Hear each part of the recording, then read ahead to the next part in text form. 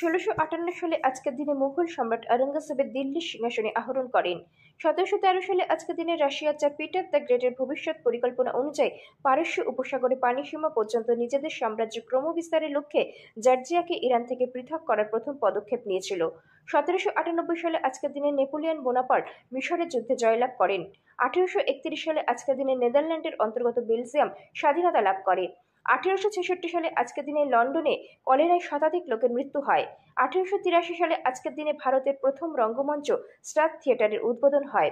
1884 সালে আজকের দিনে লর্ডসে প্রথম ক্রিকেট টেস্ট ম্যাচ শুরু হয়।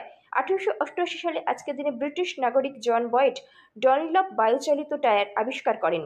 1954 সালে আজকের দিনে জেনেভা সম্মেলনের শেষে ভিয়েতনাম ও ফ্রান্সের মধ্যে যুদ্ধবিরতি চুক্তি স্বাক্ষরিত হয়।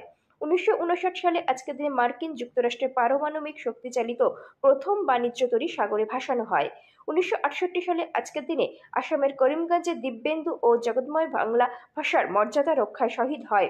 1969 সালে আজকের দিনে চাঁদে মানুষের প্রথম পৌঁছানো। 1976 সালে আজকের দিনে মুক্তিযোদ্ধা কর্নেল আবু তাহেরের ফাঁসি কার্যকর হয়।